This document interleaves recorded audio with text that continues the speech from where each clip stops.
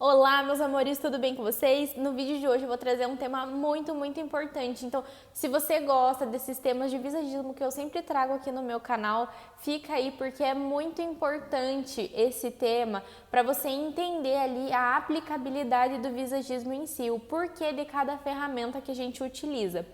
No vídeo de hoje a gente vai falar sobre o conceito de beleza. Mas antes de eu começar aqui o nosso tema de hoje, eu vou pedir para você se inscrever no meu canal, encaminhar esse vídeo para suas amigas, curtir aí o vídeo, deixar seu comentário para eu continuar trazendo vídeos assim como esse. Esses tempos eu abri uma caixinha de perguntas e coloquei ali para vocês me mandarem o que era para vocês o conceito de beleza, o que algo tinha que ter ou alguém tinha que ter para ser considerado bonito ou belo. Eu recebi várias mensagenzinhas e eu vou ler algumas dessas aqui para vocês. Cadê?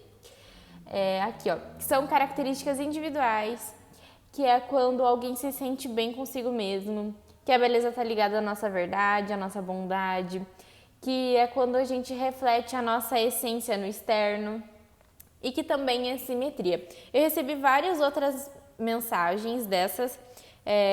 Eu já tinha aberto essa caixinha, acho que em janeiro, e eu decidi abrir hoje de volta lá no meu Insta para dar uma movimentada nesse assunto, para entender o que vocês pensam sobre beleza, tá?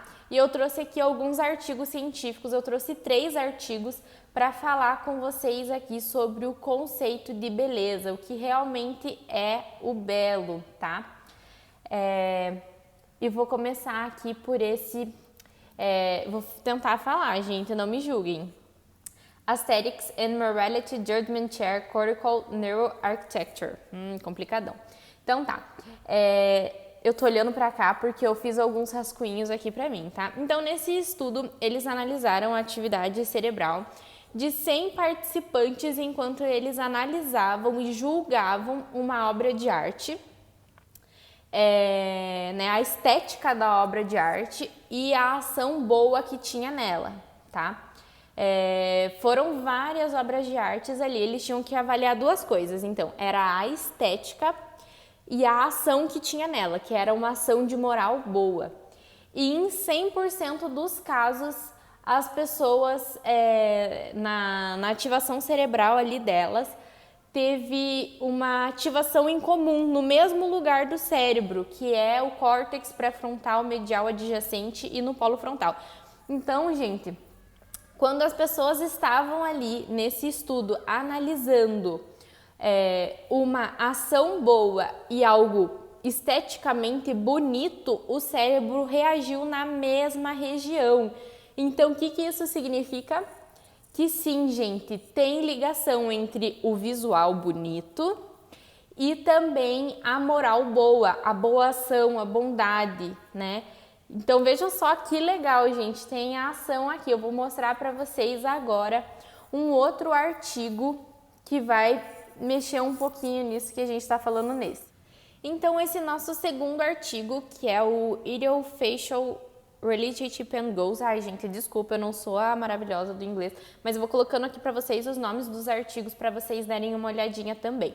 Esse segundo artigo, ele mostra pra gente que na prática a gente tem uma gama muito grande do que é a beleza, do conceito da beleza.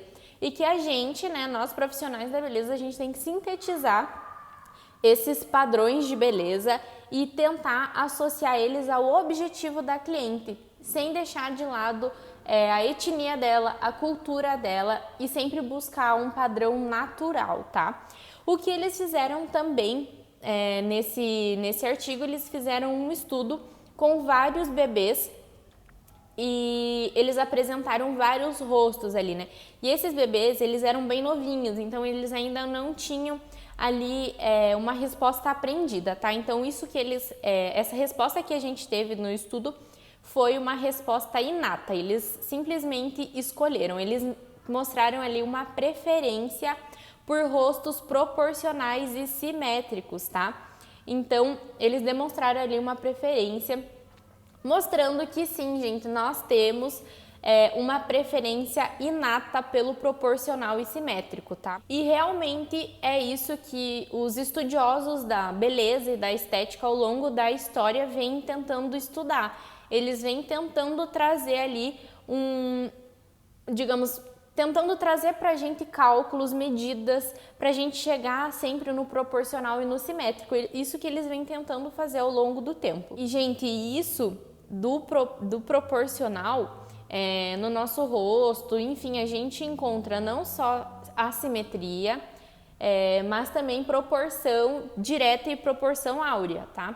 E essa proporção áurea, não sei se vocês lembram da época de escola, eu lembro que na escola eles dão uma pincelada nisso, mas a proporção áurea a gente encontra em tudo na natureza, tá? Então a gente vai encontrar proporção áurea nas ondas do mar, no caracolzinho, em plantas, em borboletas, nas constelações, na Via Láctea, nos ossos da nossa mão. Então a gente tem aqui proporção áurea.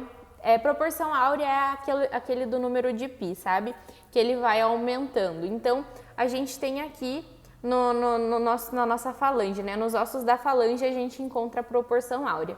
Então a gente tem aqui um osso, esse primeiro ossinho aqui não lembro o nome do osso, e se a gente fizer o tamanho desse osso vezes o número de pi, que é o número da proporção áurea, a gente vai ter o tamanho desse osso. E se a gente fizer vezes o número de pi, a gente vai ter o tamanho desse osso aqui. E se a gente fizer de volta vezes o número de pi, a gente vai ter o tamanho desse osso aqui. Então, essa proporção áurea a gente encontra em tudo na natureza. E não só na natureza, em obras de arte, na arquitetura em geral. Se você vê aquelas construções mais antigas, como o Partenon, a Catedral de Notre Dame, todas elas foram construídas com base na proporção áurea. E, inclusive, várias marcas constroem suas logos usando proporção áurea. O passarinho lá do Twitter, ele foi construído com proporção áurea. A maçãzinha da Apple. O iPhone em si, eu vi esses dias uma foto dele com proporção áurea também. Então, em tudo a gente encontra proporção áurea. Falei um monte aqui sobre isso, mas voltando para os nossos artigos. Esse artigo em si que a gente está falando aqui, o nosso segundo artigo, ele nos mostra que sim, existe ideais estéticos, ideais históricos estéticos de proporção áurea, simetria, e que a gente tem isso inato, mas que também esses padrões eles vão mudar conforme etnia, né? Então, conforme o local. Então, a gente vai ter uma africana com uma proporção, uma europeia, uma chinesa, né, uma americana com outra proporção totalmente diferente, e ele ressaltou ali no artigo que isso não altera na atratividade, tá? Então a gente vai ter proporções diferentes e com atratividade igual, ou às vezes uma maior que a outra, não importa, tá? E que o nosso trabalho, né, nós que trabalhamos com beleza, com estética, a gente tem que identificar essas diferenças étnicas, respeitá-las e tentar trazer ali a beleza, valorizar a beleza individual de cada mulher. Nesse artigo, um negócio muito legal, que é feito por um médico, esse artigo. Então, ele aborda tudo isso relacionado à cirurgia plástica, tá? Mas a gente consegue trazer também para a área da maquiagem. Nesse artigo, ele fala tudo isso, de que a gente tem que buscar proporção e simetria, respeitar conforme a etnia, nananana. E no final, gente, na conclusão do artigo dele, ele fala assim: mas por mais que você faça um trabalho perfeito, impecável, com base na proporção e simetria, se a cliente, ou paciente no caso, né, dele, se olhar no espelho e não gostar do resultado, de nada valeu. Então, a gente tem que levar em consideração o gosto da cliente, o objetivo dela, e respeitar isso, tipo, em primeiríssimo lugar.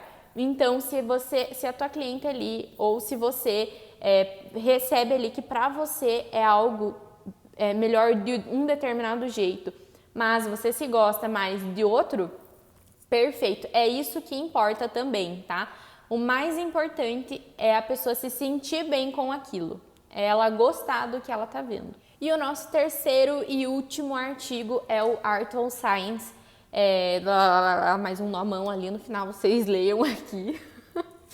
Mas o que ele traz pra gente é que, por mais que a gente já tenha muita coisa sobre proporção, simetria, medidas, como chegar em tal, nanana. Por mais que tenha já muita coisa sobre isso, ainda a gente está muito longe de decifrar ali um conceito, né, matemático do que é a beleza, e que provavelmente a beleza esteja nos olhos de quem vê. Olha que loucura, ele traz que a beleza está nos olhos de quem vê.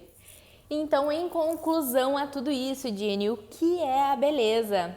A beleza, ela pode ser considerada subjetiva e objetiva. Por quê? Ela pode ser considerada subjetiva porque vai muito da nossa essência, de quem a gente é, da nossa verdade, da nossa bondade, de como a gente vê a gente mesmo. E ela pode ser considerada também objetiva porque ela pode ser medida, porque existe um senso comum, né? E baseado ali na simetria e proporção, que tudo isso que eu já falei aqui para vocês e que os estudiosos da beleza vêm tentando definir esses parâmetros ao longo dos anos. Lembrando também que não existe uma pessoa 100% simétrica, existem pessoas sim que chegam muito próximo ali da simetria, mas não. E o nosso objetivo com a maquiagem ali através do visagismo é reduzir essas possíveis desproporções e assimetrias, então é tornar um rosto mais simétrico e mais proporcional, tá? Por isso a gente deve sim analisar cada rosto em específico, cada característica, para tentar valorizar esse rosto da melhor forma possível. E por isso, então, que eu abordo sempre esses temas aqui com vocês, gente. Esse vídeo ficou um pouquinho longuinho, mas eu espero que você tenha gostado. Se você assistiu aqui até o final, muito obrigada. Eu fico muito feliz que você assistiu até aqui. Compartilha aí com as suas amigas. Salva esse vídeo aí para você ver mais tarde, tá bom? Para você estar sempre relembrando esse tema que é tão importante, que tem aqui, ó, um lugarzinho no meu coração. É isso, minha gente. Espero que vocês tenham gostado. Um beijo pra vocês e até o próximo vídeo.